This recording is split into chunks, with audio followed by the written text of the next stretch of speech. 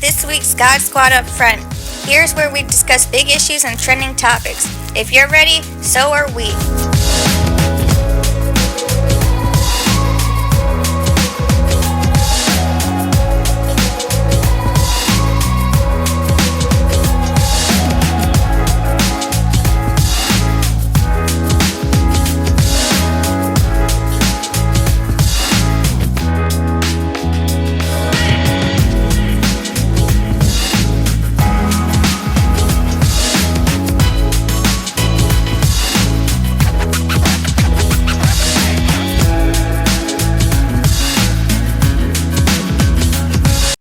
There, I'm Maureen Gomringer. Thank you so much for joining the God Squad today. We have Marcus Fairley from the North Carolina NAACP joining us to talk about racism, gerrymandering, and what we can do to make that better in North Carolina and in the United States in general. So thank you for joining us. We're so happy that you're here. Hello, and welcome to the God Squad. Today we have Marcus Fairley, who is the engagement coordinator for the North Carolina NAACP, joining us today. We're thankful for his joining us. And today we're talking about racism in general and also voter suppression as an aspect of that. And since we recently had the Meghan Markle, Prince Harry discussion with Oprah, we will be discussing some of the elements of that interview and how it relates, because it does. Thank you for joining us today. We're very excited that you're here. So Marcus, the NAACP, when it comes to voter suppression, what kind of stance are they taking? And I know you guys have talked a lot about it, and I'm a member too, so I've talked to many members of NAACP, but I want you to tell us, you're young, you're gifted, you are the future. Tell us what you're thinking about it. Awesome, thanks, and thank you all for having me here today. Glad and excited to be here.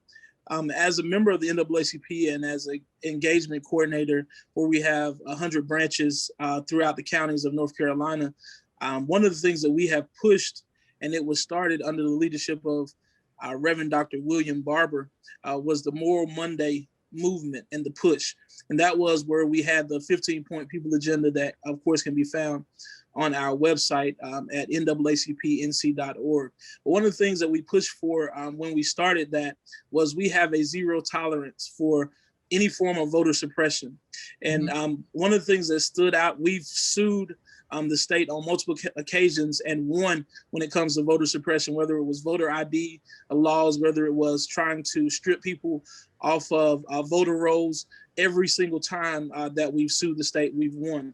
I'm really enlightened, and I really also am awestruck when I always hear Dr. Barber and Dr. Spearman, who is our current president, talk about our zero tolerance of voter suppression. And one of the quotes that stands out to me that Dr. Barber always says, he says, is to suppress the vote is to suggest that other people do not have the same imago Dei, which is the image of God. He says voter suppression is a sin and we must call it what it is. And so that's one of the things that always sticks out to me and keeps me fighting and pushing to know that we have to have zero tolerance for voter suppression. Any form of voter suppression is wrong. Everyone should have the right and have access to the ballot box. And I'll stop there as just the opening.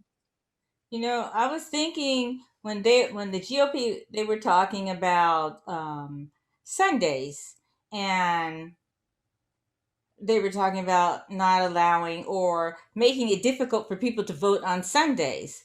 Well, I was thinking, open up the churches, because to vote is, to me, a moral act. It is giving your voice to truth. And what better place than to let people vote at church? If that's what's necessary, let's have it at church. Let's have it at the mosque. Let's have it any congregation. Wherever people meet to worship God, let's have it, because that's where people have their voice. That's truth. It is a moral, it is a holy act. And you're right, to take that away, it is a sin. Mm-hmm. And if I could interject there, one of the things that you said, you brought something back to my memories. Every year the NAACP does Souls Rolls to the Polls. And this year with this last election that we just came out of, this presidential election, one of the things that we were pushing for, of course, was Sunday voting. And right here locally in Rowan County, where I'm located, we were granted access to have Sunday voting. We had 2 Sundays of early voting. Our goal here as a galvanized partnership with NC Black Alliance and with NAACP, the General Baptist State Convention of North Carolina, and others as well, we joined together to make sure that we had mass turnout to show that it was possible and needed to have Sunday voting. So one of the things that happened here in Rowan County, we had a goal to get 1,000 people within the 2 Sundays of voting. The first Sunday we got 1,400 people to come out to vote, and the second Sunday we had 1,500 people. And so it was no word spoke for itself. The numbers showed us that Sunday voting was necessary, and that if we didn't offer that access, that was a form of voter suppression as well. And we just couldn't have allowed that. And so we're going to push to continue to have it now that we have the data that shows that people will vote on Sunday. And that shows you that struggle and makes you strong. Absolutely, absolutely. Were you able to take that data and give it to anybody, any of the legislators in North Carolina, or has that been presented yet?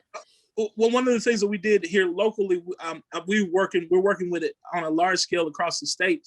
But here in Rowan County, we met with the County Board of Elections, and so that's the data that we presented to them. I mean, they helped to report on that same data, so they can't, numbers don't lie, and so for the fact that it's right here in your face, that kind of curbs some of those conversations and meetings that we had to have, because you now have the data to prove why we were as loud as we were to say, hey, we need Sunday voting, and don't just need one Sunday, give us multiple Sundays and have that access opened up. And it was kind of like a nonchalant, okay, well, we'll see, if people turn out. And like I said, we had a written plan that we partnered with churches here and organizations here and faith groups here to say, hey, bring your people out. And we have pictures and a plethora of things that we took to make sure we showed that, and the data, it proved it. Like I said, we exceeded our goal on the first Sunday.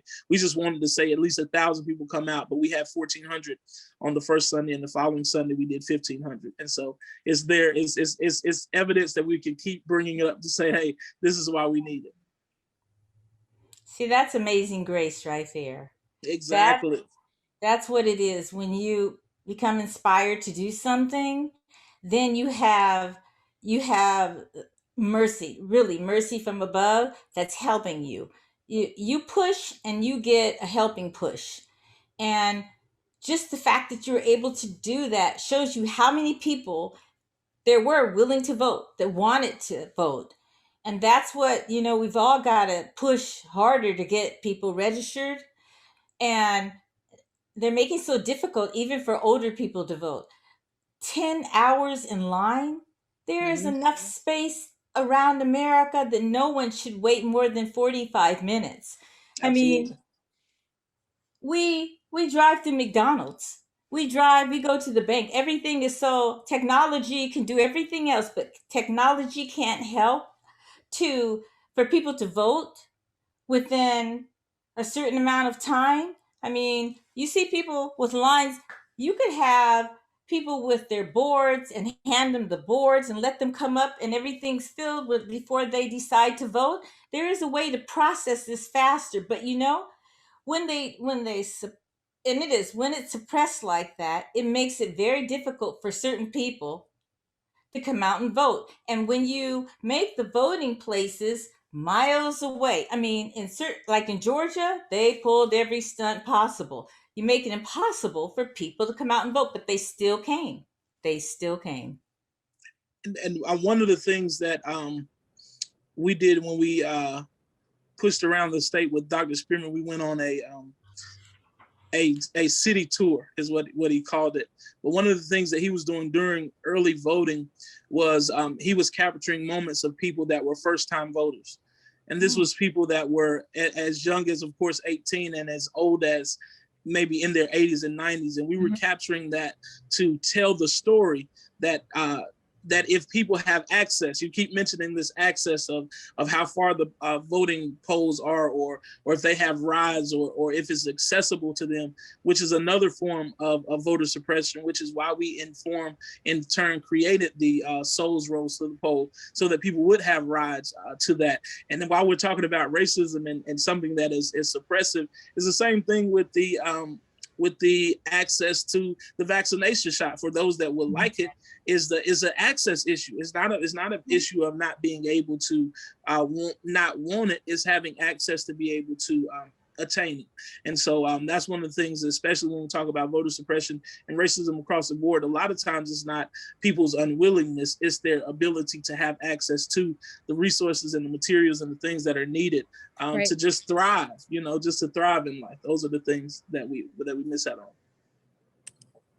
So for people who might not be in North Carolina or who aren't as familiar with North Carolina politics, can you give just a brief overview or synopsis? Because I feel like North Carolina, I know it's not a unique issue to our state, but North Carolina has worked very hard. Certain legislators have worked very hard to make sure that some votes are suppressed. Can you give an overview of what some of the gerrymandering looked like and what some of the types of suppression that we see here? Mm-hmm. One of the things that we talked about when we went, one of the lawsuits with the gerrymandering was it was surgical precision is the quote that we like to use the most, that lets people know that it was targeted and it was racially motivated to redistrict the way that it was and draw the lines the way that they did. And so we won that case. And so all of the cases that we won about the voter suppression are certainly on our website, and we promote and push those for other states to just join in with the fight that we had. And like was said already, just the motivation that comes from that, to know that we've won, to say that the fight that we're in is necessary. The fight that we're in is needed. And so it gives us that fuel to continue to gather on our Moral Monday celebrations. We still have those celebrations. We have those legislative days. We'll have a legislative day of action coming up here real soon with the NAACP, where we may even gather virtually, or oftentimes gather in Raleigh at the legislative building, where we have different speakers to speak out and talk about our lawsuits and our things that we have indeed fought when it comes to voter suppression and racism. But North Carolina, like you said, is not unique to the world, but it is special. It's special in the sense that we don't mind standing up and fighting for the people of North Carolina, whether it be voter suppression, whether it be police reform, whether it be fight for 15. If you're looking to have a fight on your hand, you do something against the people of North Carolina, and NAACP and others will definitely stand forward to stand up and fight back. That's right. I think what we've done, the last administration, what it taught us to do is to review history and to sort of measure where we've been and where we're going. And a lot of people think that 1965, when the Voting Rights Act was passed, that everything changed. But it doesn't change unless everyone comes to the polls, unless the rights of a voter is respected. And those rights are only respected if everyone has the option. And when we see someone that goes to vote and their name has been purged from the list, when we see that they're denied the ability to mail in the vote, when it's been very traditional, anyone who wants to vote by mail, it's been, they haven't been hassled. And a lot of people, they cannot come out and vote, especially during the pandemic. It was very difficult. Why not make it easier? Why is it a movement to narrow the ability for people to come out and give their voice every 2 years? It's not just about the presidential election. Every 2 years, there's going to be a vote. And those votes determine the fate of minorities, literally. I mean, yeah, we had a presidential election, but next are going to be elections that determine who sits in the Senate. Every seat is important, and we have to make a determination what is in our interest. It is mandated. I mean, it is an act of decency an act of, it shows our values. If our values are based on democracy, then we have to be there. We have to stand up and cast that vote, because if we don't, we lose control of our future. We lose control of our children's future. So I think that the voters have to know that it's not just a presidential election. Every 2 years, we have to be conscious of what's happening around us. Absolutely. One of the things that you struck another memory, that Dr. Spearman, our current president, one of the things that he did when you talk about our elders and even people having access was the mail-in ballots. There was skepticism around the mail-in ballots. What we pushed, the message that we pushed, was there were 3 safe ways to vote in North Carolina. There was mail-in ballots with absentee, early voting, and then, of course, the day of election. What our president did, Dr. Spearman, he went on video to fill out an absentee ballot, which was his, and I mailed it back in and gave the example of what we needed to do, because we had to cure ballots as well. And he was also a proponent at the Board of Election that was there curing ballots and reaching back out to people to make sure that if they left off a signature or if they forgot to do this, because we were on top of it. Like, you were not waste one ballot. Every ballot must count, and we have to fight every ballot, every election. And you brought up a great point. Every election is important. And that's one of the things that we push at the North Carolina NAACP, is that every election counts and every vote matters. And so we really pushed that out. I think it was targeted language between every ballot or every vote counts, but we were ensured to know that we were counting every person that was eligible to vote, that their ballot was going to be counted. And one of the things that I did not bring up that we talked about too when we talked about voter suppression, one of the things that were targeted is that this notion or this misnomer of voter fraud, like people were saying that so many people that had died were voting.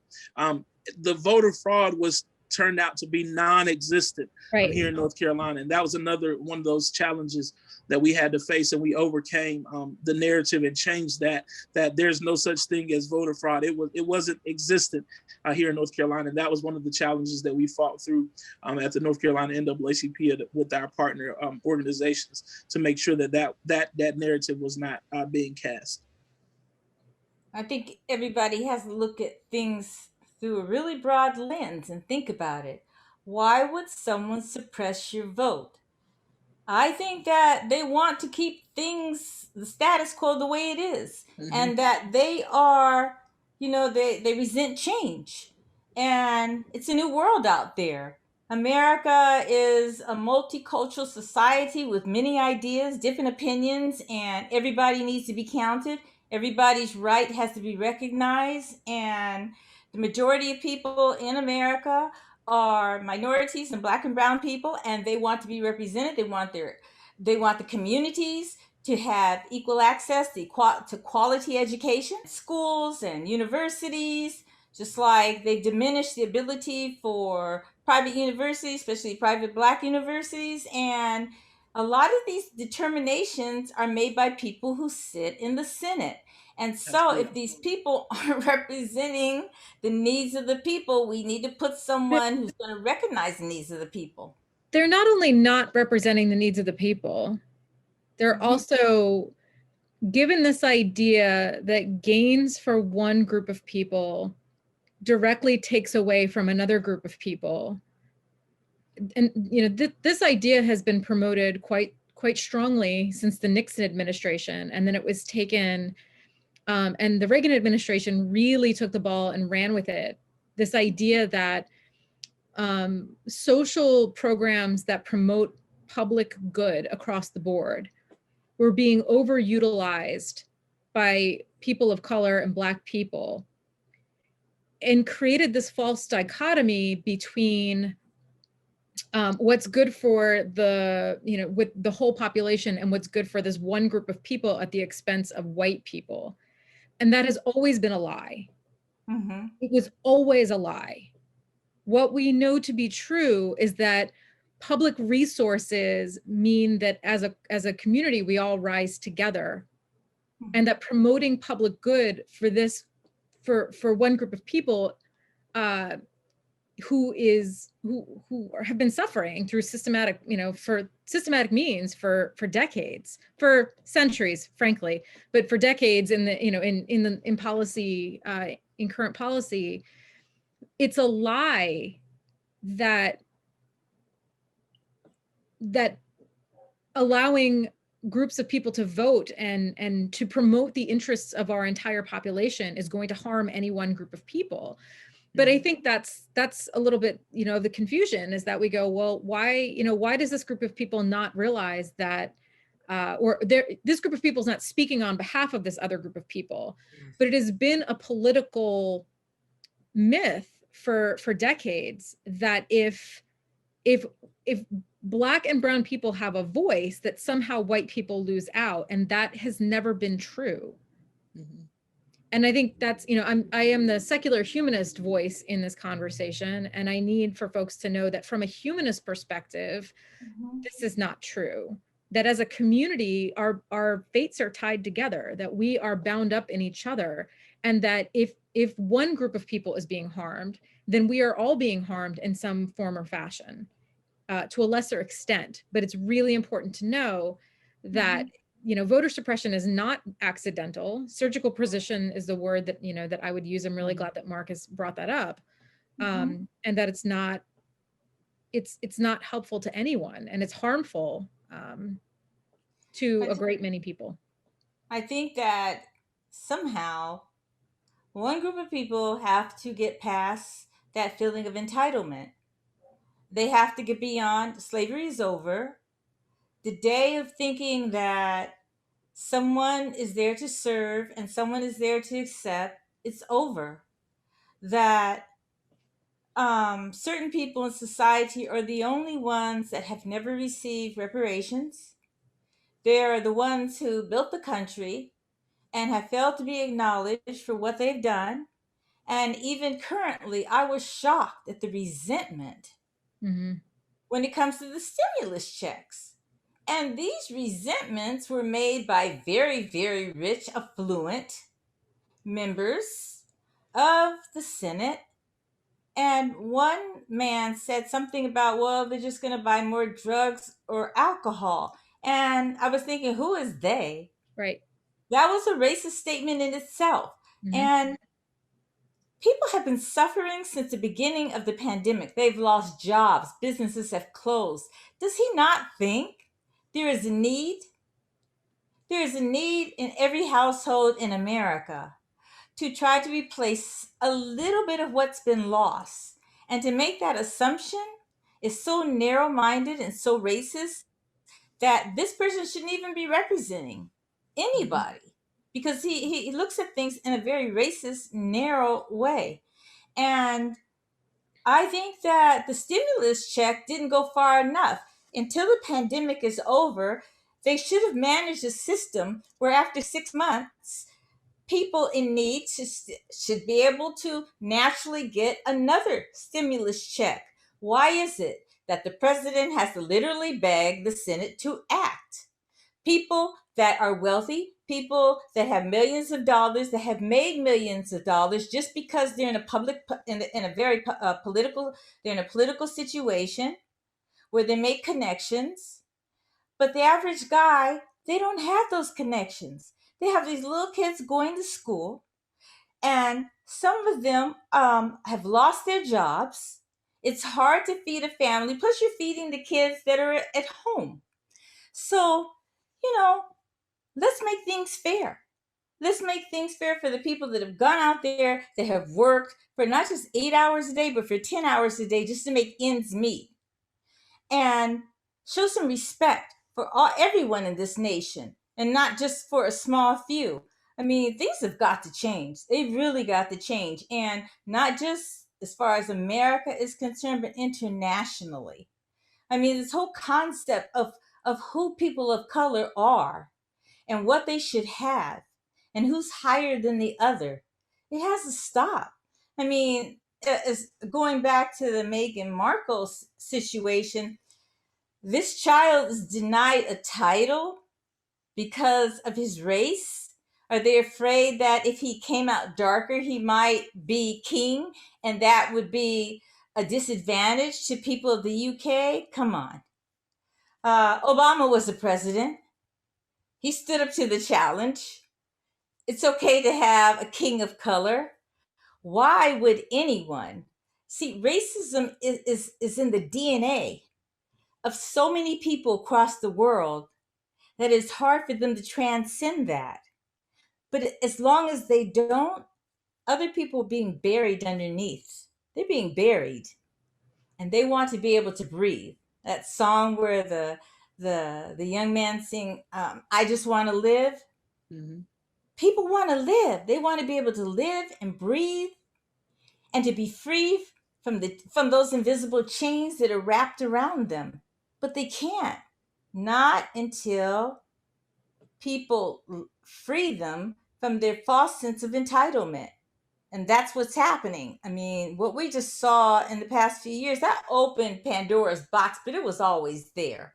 Because if it wasn't, we would see more opportunities in Black and brown neighborhoods. We would see schools that have books that are well facilitated, not just by the tax dollars of the neighborhoods in which they sit. Okay. Everybody's putting their money into the pot, and the federal pot, let the federal pot supply every school with the necessities instead of just some schools.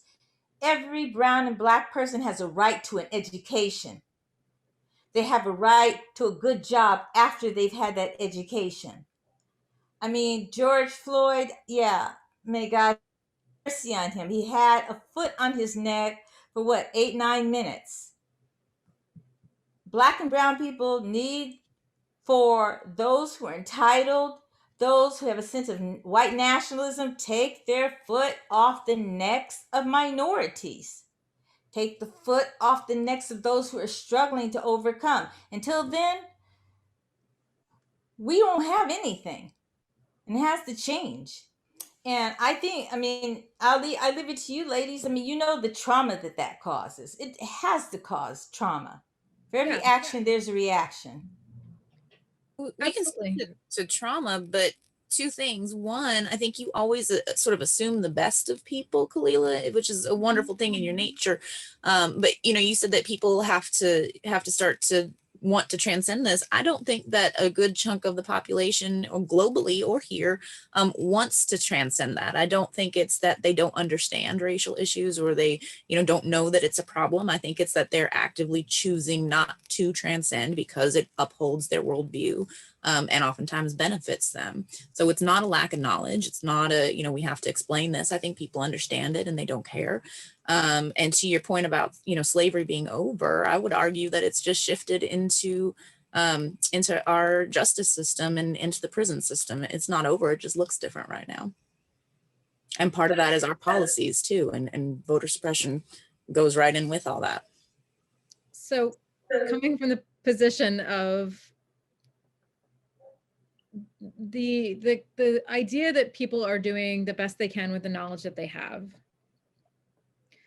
the steady diet that has been fed to white people for the last 50 or 60 years of if these privileges are shared, that somehow that will come at a cost to you, that is an inherently classist statement. It is meant to keep poor white people, or less privileged white people who are not millionaires and billionaires, from asking for more. But it's also meant to keep white people in conflict with Black people and people of color. And I don't know that I think the reason that white people bristle at the idea of privilege is that they don't often feel privileged. They are. Don't get me wrong on this. I'm very clear that they are. But I don't think that I don't know that they can conceptualize, a lot of people, what that privilege is. And I think that if you are being fed a steady diet, that any progress in this group will come at a cost to this group, it's very hard to share at that point, because you're listening to a steady diet of, or consuming a steady diet of there's never enough, there's not enough resources. And we know that there are enough resources. We know that there's enough money to pay people a living wage. We know that there's enough resources to give people the money that they need to bring this back. There's enough money for reparations, frankly. But if we continue to tell people, or if we don't directly confront the idea that there's not enough and that there's a zero-sum game here, if we don't confront that directly, I feel like people will not, they're not going to give it up, not because they feel entitled to it, but because they feel like it's a survival issue. It speaks directly to people's need to survive because it pits people against each other. And so, you know, are humans inherently selfish? Like, maybe. I don't think they're born selfish, but I also think that part of this is part of the reason I generally take a compassionate stance, or at least try to. I try.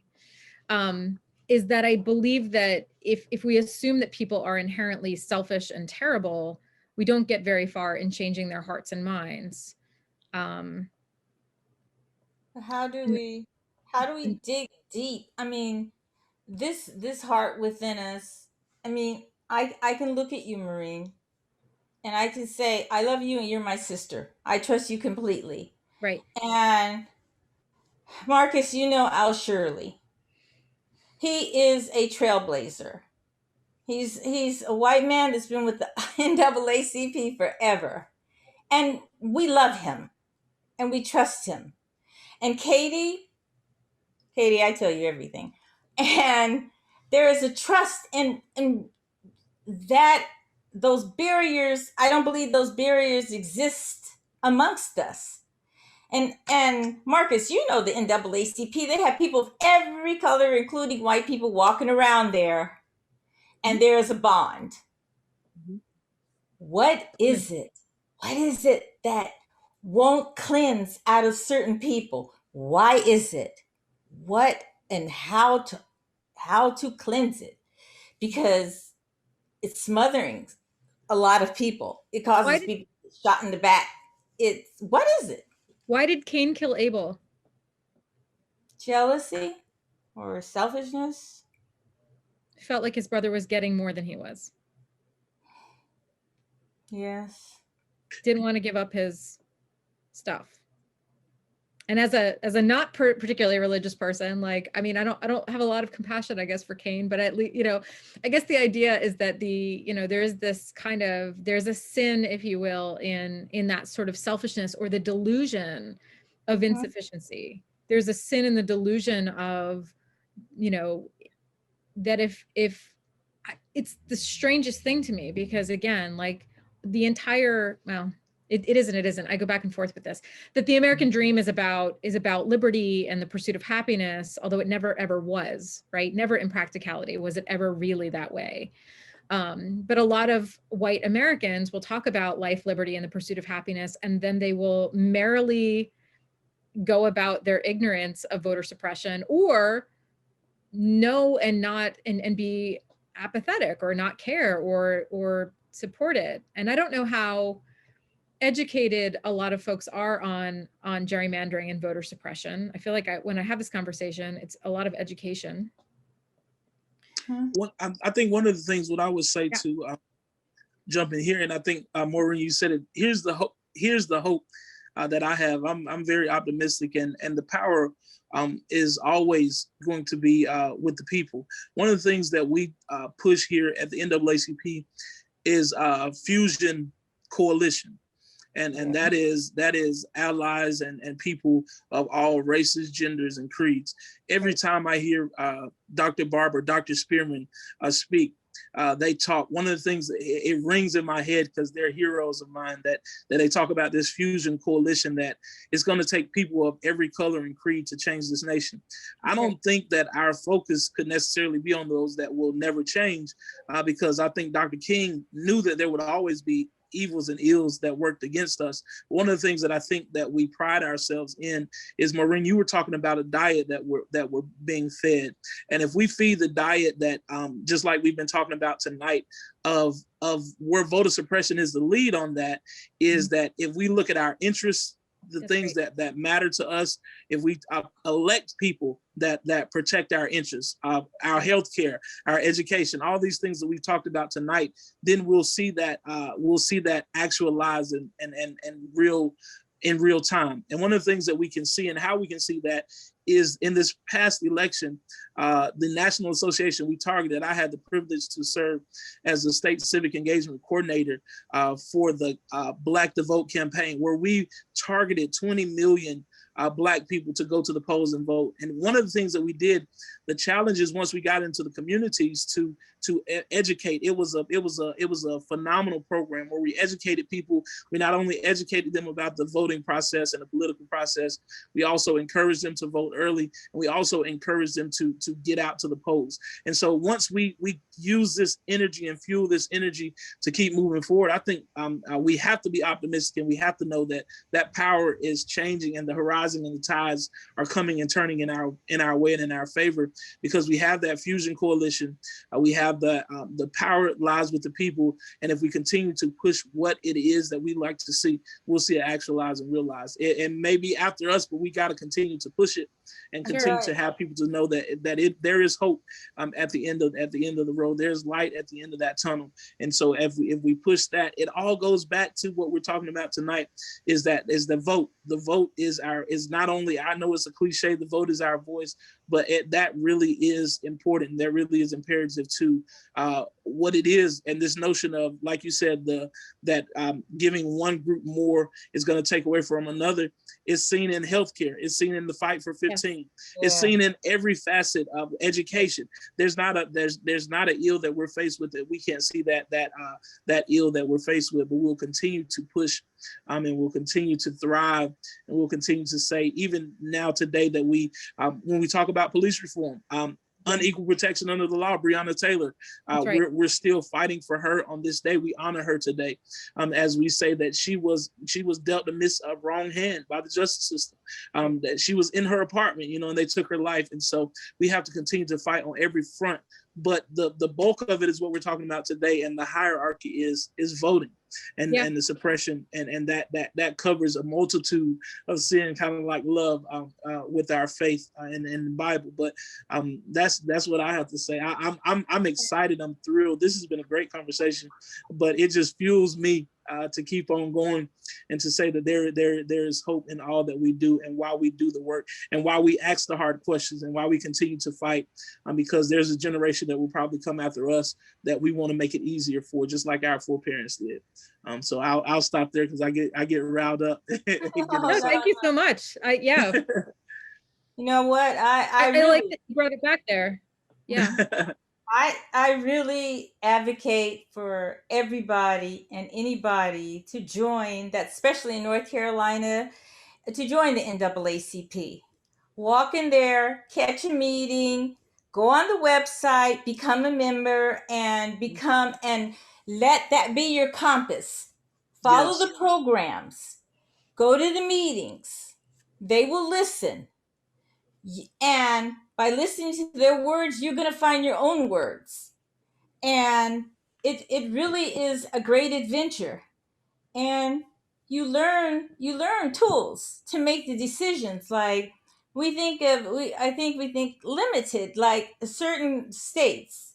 Governors have made decisions about like voter IDs. Well, what you do is when you get that ballot, you have to, who made it easier and who made it more difficult for me to vote? Well, you're going to check the one that was structured policy that was better in your interest, that made it easier for you to vote, that contributed something to your communities. Make an educated decision. And the thing that I really admire about the NAACP, that they have provided that information state by state. Mm-hmm. And they have encouraged people to take the tools and use them before they go to vote. But how do we make a change, guys? I mean, how do we motivate? Yeah, we have to communicate. I think that we just don't talk to the people, well, these are good people and these are bad. We got to find a way to make that conversation go to people that we haven't talked to, or that we're less likely to talk to, communicate with, because people change. people come over, people see the light. I think we have to have faith that people can see the light, because people can change. But if we stop talking to them, then that creates a wall in itself. I mean, Absolutely. hey, don't you guys agree? Yeah, I'm a Marie? little curious to know, also, Marcus, if so, the people that you're doing outreach with, and when you're talking to them about voting, especially the people that are voting for the first time that are not in the teenage range, are you finding that? What are you finding? Are people feeling like their vote doesn't matter? Is something that I hear from time to time, or that they feel like people aren't going to listen anyway? Or what is some of the things that you've noticed in working with others? Yeah. Voter apathy was number one. You know, people just were saying, you know, like you said, my vote doesn't matter. They're going to do what they want to do anyway. You know, well, I mean, if that's the case, that would be your whole life, you know, that you would allow others to make decisions for you. And so we put the power back in their hand. I mean, you take back your life, you know, make the decision for your life. And that one vote could be the change that we're needed, or that margin of error that will push us over to the victory that we need for our communities. And you have to meet people at where they are.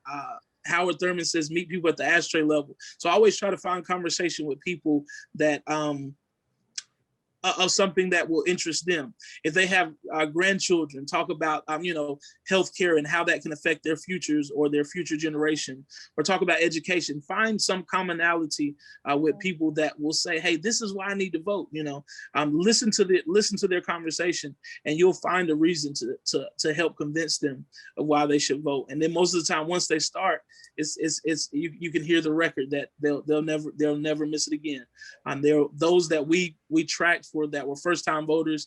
Dr. Spearman took pictures with them. He got their contact information. He wants to keep in contact with them to make sure that they are voting every election, you know, and it's imperative. And once we start that spread person by person across the board, we'll see that. And that is even the push that we were going to getting absentee ballots in the jails with the sheriffs and reaching out to them. There's so many areas where we just begin to charter the territory that is going to open up things that we're just now tapping into. But there's several ways. Everybody, that's a form of voter suppression, not allowing the inmates that are still citizens that have the full access to be able to vote. And so we push that and we made that. So, but to answer your question, it's voter apathy. That's number one. But we find ways to reach and connect with people to put the power back on them. The power lies within you, the people.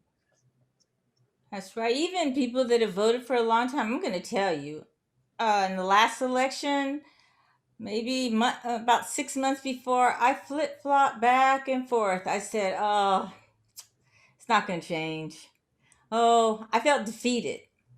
But then my daughter, she kept on saying, no, you don't know. Every vote counts. She kept pushing and pushing and pushing.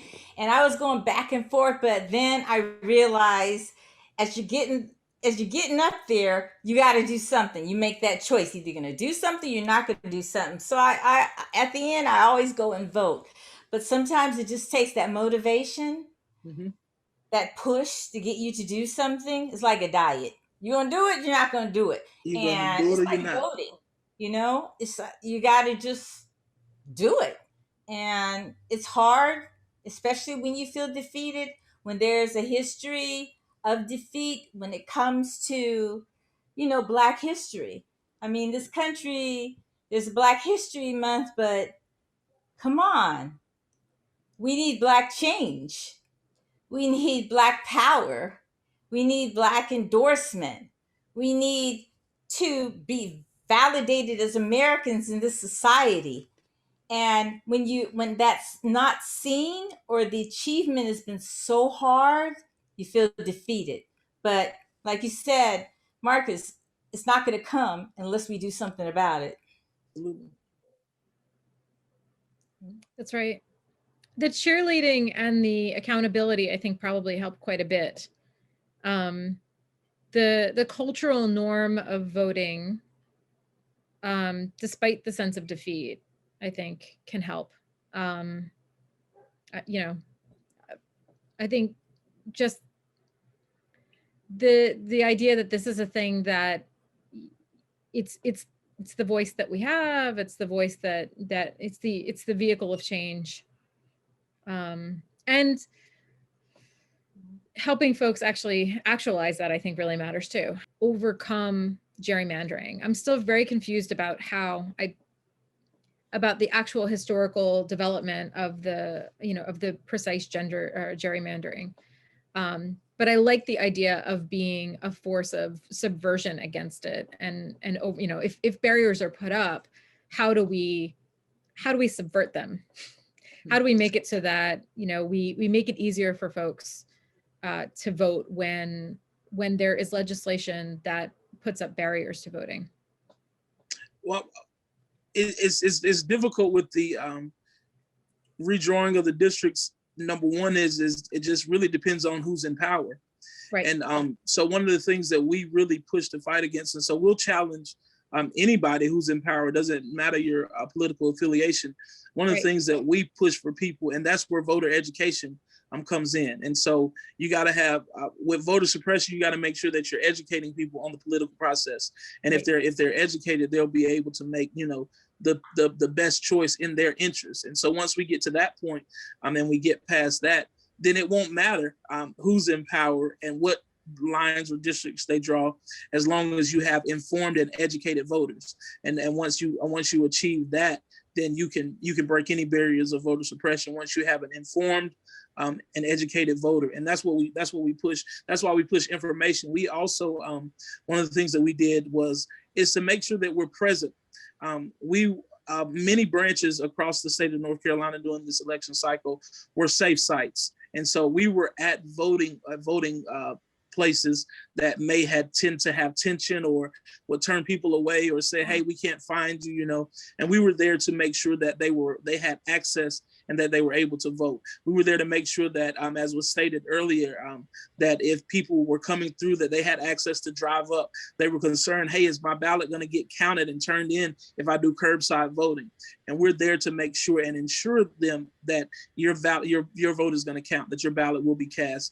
And so I think a form of presence, a form of educating the voter, those are things that I think we'll forever have to fight against. But the number one tool and our resource is making sure that every election that we educate and inform the voter. And when you have an educated and informed voter, you can break down all those barriers or walls, whether it be redistricting, whether it be voter ID, whatever is put up against us. If you have an informed voter, you can overcome that, because if you get there, you can always ask for a provisional ballot. You don't want to, but if that comes down to it, we have to keep pushing. So we push all options to make sure that you have an informed and educated voter. You become like a voting doula, it sounds like. You're going to get that done. You're going to make it happen. Got to get it done. You're going to get through it. I want to ask Katie a question, because Katie has really studied refugees and people that have come to this country for different opportunities and have come from countries where they've been oppressed or their rights have been suppressed. And I was wondering, those that become American, do you feel like that they feel like they have the right to vote? Do you think that they feel like they become part of the American fabric? You feel like that they have become part of this multicultural society where they are free to express themselves? So I can't speak for everyone who's been a former refugee and what they feel, but I can tell you about the people that I've worked with directly, and I can tell you about what the research says. Those who come here through the refugee resettlement process are overwhelmingly proud of being in this nation and being part of its political processes, and taking opportunities and often rights that they didn't have before.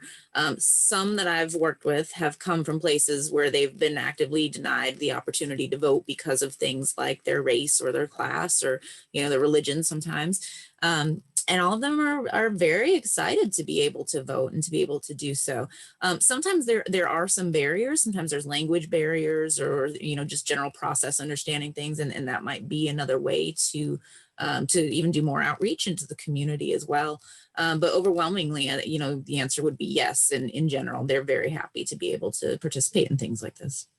Yeah. So, Marcus, is there anything that we missed that we didn't ask you, or anything that you would like people who are watching to know for any kind of final thoughts from you? No, I think this has been an amazing conversation. I'm excited for the viewers that will see this, and as it has already been stated, just make sure that you join the NAACP, become a part of the NAACP, learn the fabric. We're the oldest, the boldest, the most hated, the most cussed, the most disgusted, but we're the most revered and most respected. And so make sure that you join into the fight with us. We have over 120 coalition partners that partner with us throughout the year in this fight of injustices across North Carolina. And so as it was said, find your place within the NAACP, get on this journey and enjoy enjoy the ride. I won't take anything back for my NAACP experience. I am a life subscribing member. And so one of the young faces of the NAACP, I've worked on the national level, the local level, as well as the state level. And I'm just excited to continue to be a part of the change and the hope for our future and for what we have in store. So I'm grateful. I thank the God Squad for this conversation tonight. I was really, really pleased to be a part of this. Thank you all for having me. Yeah, Coming again, right? I'll come again. I'll be back. Well, and you know what they say, if you're doing social justice work and there's people who hate you or your organization, you're definitely doing something right. So you've got to be doing something right. We were thrilled to have you. So today we have been talking with Marcus Fairley from the NAACP. We heard a lot about voter suppression, about issues within the community and greater policies that are affecting this. And we also heard about the importance of connection and community outreach. And the big takeaway that we had today from Marcus was that the people of North Carolina are stronger than any kind of policies that try to put them down. And he's going to be out there working every single day to make sure everyone has access to their vote. See you next time. All right. Peace. Thanks for coming, y'all.